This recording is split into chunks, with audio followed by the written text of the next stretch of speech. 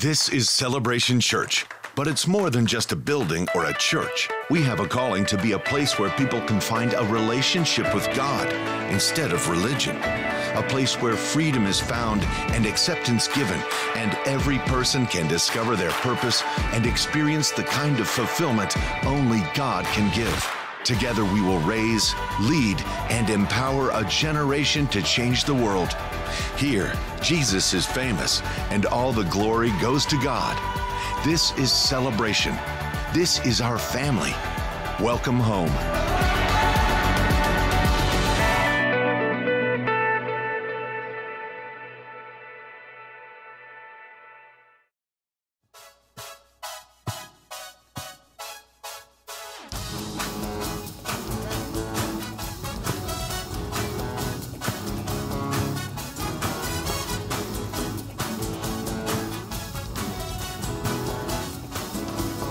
Let's sing out together.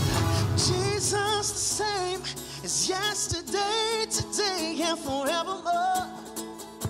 There's no other name that can save, deliver, and restore. Oh, Jesus the same yesterday, today, and forevermore. There is no other name that is greater than Jesus.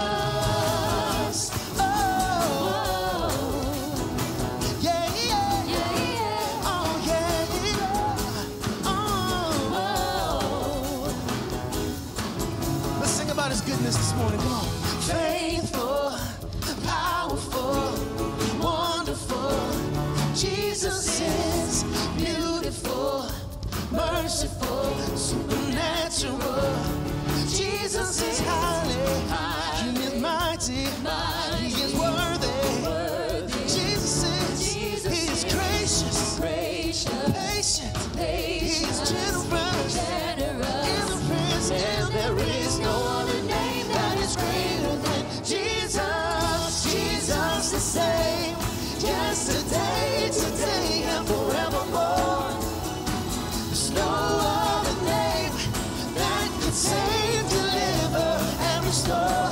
Oh, Jesus the same, yesterday, today, and forevermore. There is no other name that is greater than Jesus.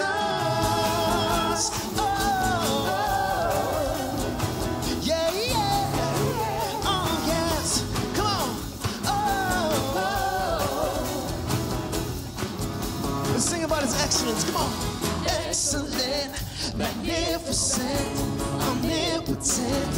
Jesus is living, He's giving, He's so loving, yeah. In the present, there is no other name that is greater. There is no other name, that is greater than Jesus. Jesus the same, yesterday, today, and forevermore. There's no other name that can save, deliver, and restore. Oh, Jesus the same, yesterday, today, and forevermore. There is no other name that is greater than Jesus. Yeah. There is no other name under heaven which is given to us to bring salvation. Come on, say nothing can separate us. Nothing can separate us. No weapon formed against us can stand up to the name of Jesus. Jesus, no other name, no, nothing can separate us. No weapon formed against us, come on, can stand up to the name of Jesus. Let's stand in that true celebration together. Come on. Say nothing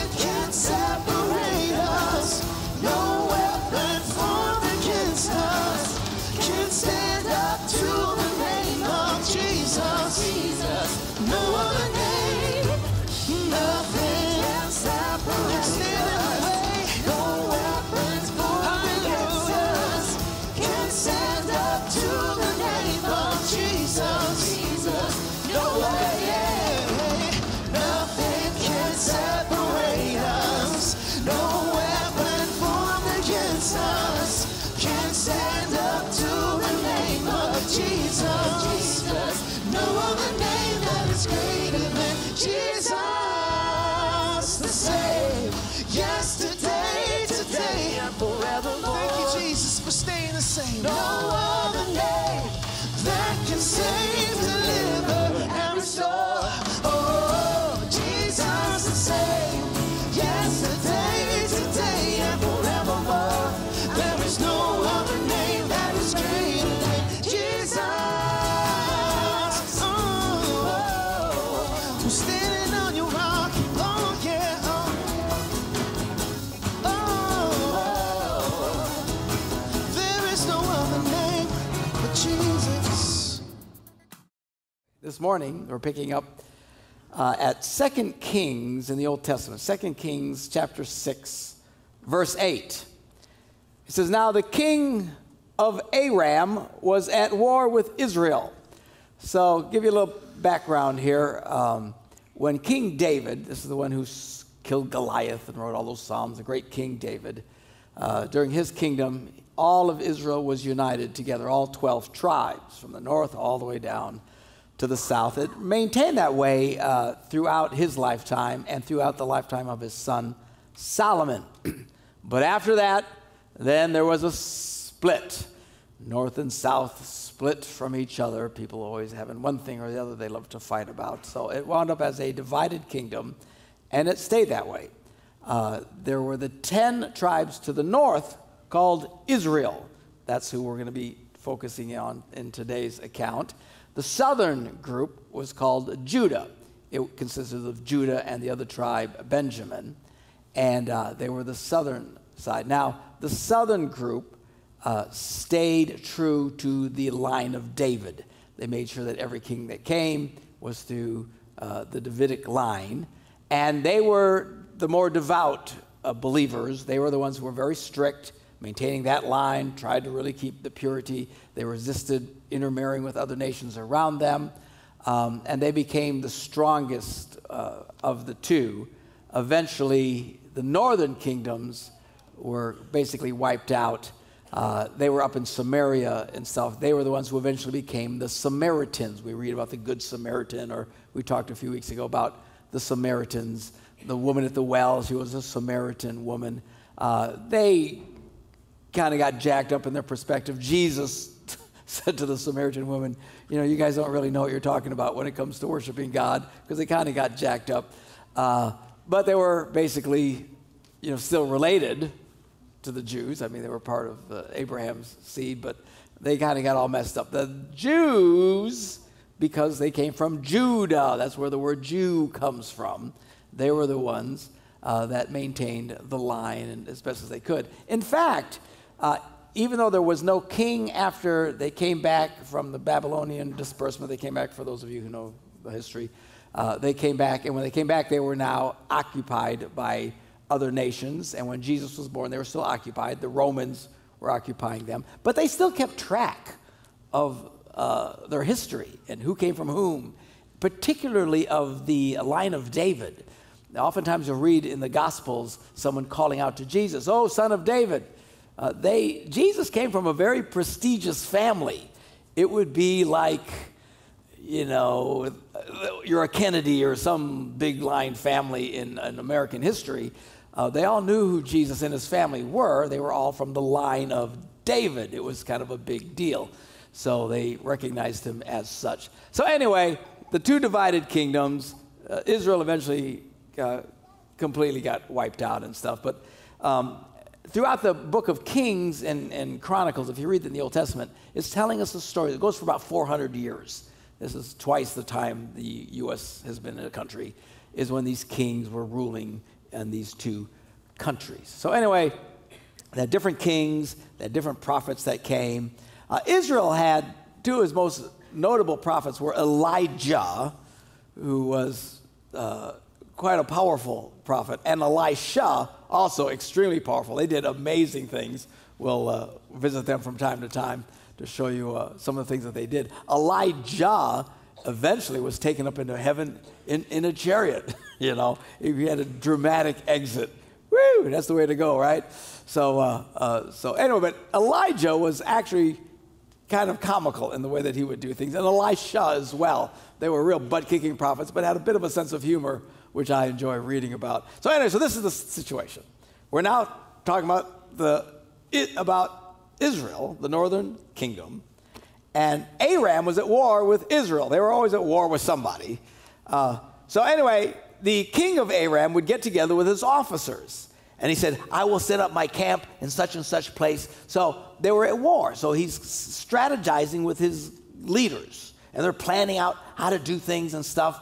But every time they would come up with their plan of attack or whatever, God would tell Elisha, the current prophet, what the plan was. And then he would tell the king of Israel, and then they would avoid it. So it says here that after he made his plan, the man of God, Elisha, sent word to the king of Israel, beware of passing at such and such place because the Arameans are going down there. So the king of Israel checked down the place indicated by the man of God.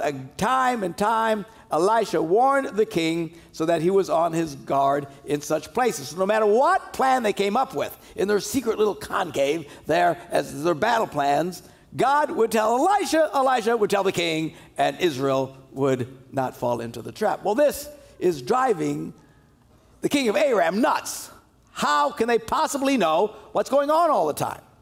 So the enraged king of Aram, he summoned his officers and demanded of them, tell me, which of us is on the side of the king of Israel? Somebody in this room is a traitor. There is no way they can possibly know what we're always up to, because that's what's going on. Somebody here is a rat. And then one of his officers, I'm sure they're all scared to death, you know. You didn't take off these kings, they'd kill you like that. And one of them spoke up and says, it was none of us, my lord, but Elisha, the prophet who is in Israel, tells the king of Israel the very words you speak in your bedroom. Now, how he knew this, I don't know. Except that, you know, people got big mouths, so I'm sure that everybody in Israel was talking it up. This is awesome. Everything goes, some plan. Elisha tells the king, we're smart, we out with them, and the word gets out and finally gets through. People are hearing about this. This guy hears what's going on and says, it's that prophet. So the king says, well, go find out where he is so I can send men and capture him. If he's messing stuff up, we got to deal with this guy. So the report came back, well, he's in Dothan. So he sends horses and chariots and a strong force. So he sends his, elite special forces group. And they go in by night, and they surround the city of Dothan where Elisha's hanging out. When the servant of the man of God, in other words, this is the guy who works for Elisha. He mows the lawn. I don't know what he does. So he's out there. And he comes out in the morning, and he gets up early the next morning, and he sees an army with horses and chariots that surrounded the city. So he freaks. This is bad. This is not good. All of a sudden, here's the enemy. They're at their doorstep. And he freaks, as one would expect. And he goes, oh no, what are we going to do?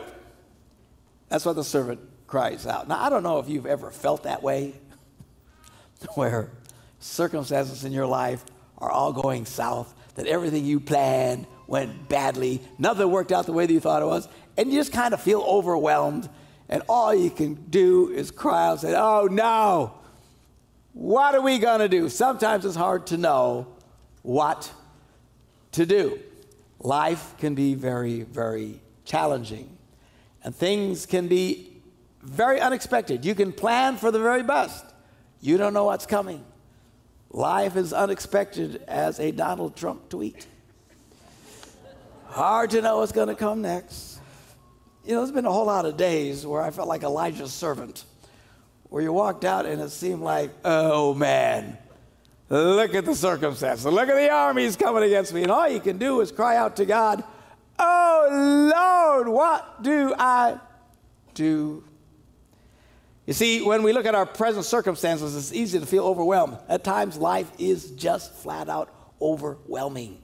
It is. That's why we're just passing through this place. I've heard people say, Pastor, I just think heaven's here on earth. If this is your version of heaven, man, it sucks to be you, because this place is hard. It's hard. Life is hard. We've just come through a year. I'm hoping this next year will be the best year any of y'all, including me, have ever had. Amen. Having said that, some of y'all are going to have the worst year you ever had in your life. Sorry to be the bearer of bad news. I hope it's not you, but just somebody. You know, life is unpredictable. You don't know what's coming. That's why you want to be in a place of faith. Trust God. Just, a lot of people just go through life like everything's going to stay, and they're not very strong in their faith with God and stuff. These are the people, when it hits the fan, it is nasty. Stay strong in your faith, because you want someone who's going to stand with you when things go wrong. You don't know what's coming, but God does. All right? I wish he'd give us a heads up. But he kind of did. He said, look, in this life, you're going to have tribulation.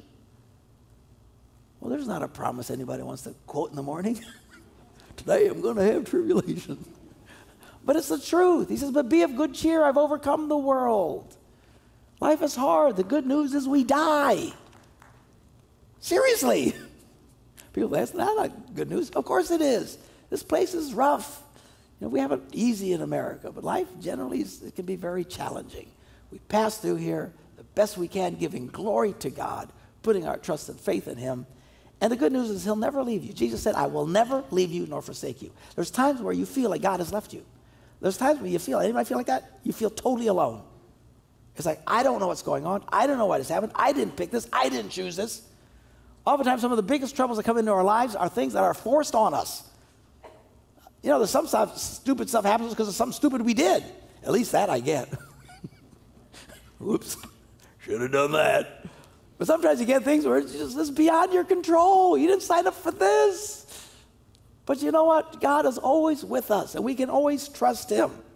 You can always cry out to God. The Bible says if you lack wisdom and when you don't know what to do, ask God. He will show you if you'll just trust him. I know you feel at times like you're very alone, but you're not. And when this servant came out, he freaked. He looked, and here are all these crack troops, chariots, these hundreds of men. They're coming for them. And he freaks. But Elisha, the old prophet, said, verse 16, don't worry about it. There's nothing more irritating than being freaked out. Someone tell you, don't worry about it, right? Because you want to worry about it. My wife was great at that. Debbie, I'd be all freaked out. And she'd just, it'll be fine. And she'd go to sleep, and I'm like, at least freak out with me, But she was always right. It's always going to be okay. God is on our side. The prophet says, don't worry about it. Besides, those that are with us are more than are with them. And the servant's got to think, what are you talking about? There is 2 of us, and there's hundreds of them. And the prophet Elisha prayed, open his eyes, Lord, so that he may see. Man, there's a prayer. Sometimes when things look desperate, we just say, God, open my eyes. Help me to see what you see. Perspective is a big deal. When you start to get God's perspective, it's one of the reasons you want to read the Bible. Because when you read the Bible, you start to get God's perspective. He sees things pretty differently than we do sometimes. So Elisha says, Lord, open his eyes so he can see what we see. And then the Lord opened the servant's eyes, and he looked, and he saw the hills full of horses and chariots of fire all around Elisha. So there's like all these angels, this army of angels are surrounding them, ready to kick butt. And the guy doesn't see it, but Elisha sees it. So he's not freaked out at all. He said, don't worry, we got this made. There's a lot more with us. What are you talking about? Open his eyes, Lord. All of a sudden, he sees God's perspective and realizes, oh, man, we have a massive army protecting us. And if I were Elisha, because I can get cranky, I'd say, go kill them all. But he doesn't. As the enemy starts coming to Elijah, because they don't see them. All they see is the 2 of them. They don't see this army of God ready to strike them. As the enemy starts coming towards Elijah, Elijah prays to the Lord, Lord, strike this army with blindness. So he struck them with blindness as Elisha had asked. Now, when you read this story, it makes no sense to assume that it's literal blindness. Okay, as you'll see in just a second. It had to be like blindness of the mind, where they just didn't know what was going on. So why would you say that? Because all of a sudden, he prays this, and God strikes them with it. So Elisha says, hey guys, this isn't the road. This isn't the city. I know where you're looking. The guy you're looking for, follow me, and I'll lead you to the man you're looking for. And they all went, oh, okay. And it, it's kind of like a Jedi mind trick. These are not the droids you're looking for, right? So, because if they were physically blind, they would all have been freaking out, right? Panicking. I'd panic. Drop down, follow me. Follow me. I don't know where you are. I can't even see you. They clearly could still physically see him. They weren't panicked. It was like a blindness of the mind. And Elijah just goes, hey, guys, I'll show you where to go. Go on.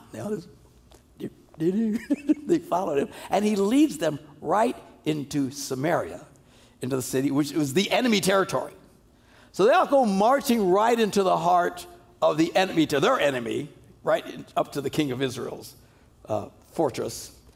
And after they entered the city, Elijah said, Lord, open the eyes of these men so they can see. Then the Lord opened their eyes, and they looked, and there they were inside Samaria. And of course, they're like, this is bad. How did we get here?